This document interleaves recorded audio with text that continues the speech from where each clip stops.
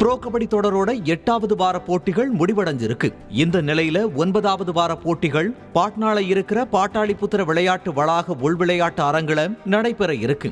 Bro kabaddi தொடரின் இதுவரை நடந்த லீக் போட்டிகளோட முடிவுல 63 புள்ளிகளை எடுத்திருக்கிற ஜெய்ப்பூர் பிங்க் பேந்தர்ஸ் அணி புள்ளிப்பட்டியல முதலிடத்துல இருக்காங்க. 60 புள்ளிகள் எடுத்த புனேரி பல்தான் அணி 2வது இடத்திலையும் 54 புள்ளிகளோட டெல்லி தபாங் அணி 3வது இடத்திலையும் இருக்காங்க. பாட்னா அணி 3 முறை சாம்பியன்ஷிப் வென்றிருந்தாலும் இந்த முறை 37 புள்ளிகளோட புள்ளிப்பட்டியல 8வது இடத்துல இருக்காங்க.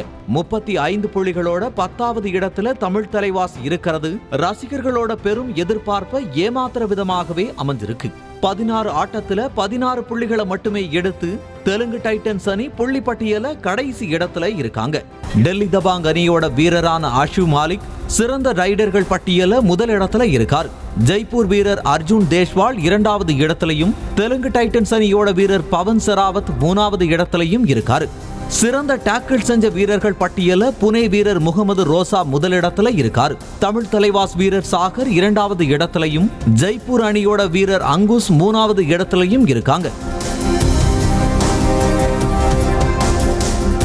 ப்ரோ கபடி தொடர்ல 9 வார சுற்றுக்கு முன்னேறி இருக்காங்க. இதுவரை புள்ளிப்பட்டியல புனேரி பல்தான் இருந்த நிலையில இப்போ ஜெய்ப்பூர் பிங்க் பேந்தர்ஸ் அணி முதல் இடத்துக்கு வந்திருக்கு. அதனால இந்த 2 அணிகளும் முதல் இடத்தை பிடிக்கிறதுக்காக தீவிர ஆட்டத்தை வெளிப்படுத்துறதுக்கான வாய்ப்புகள் அதிகம்.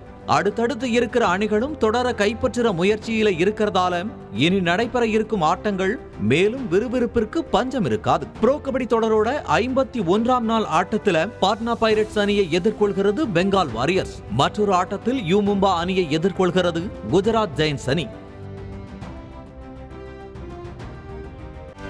செய்திகளை உடனுக்குடனும் துல்லியமாகவும் தெரிந்து கொள்ள சப்ஸ்கிரைப் பண்ணுங்க.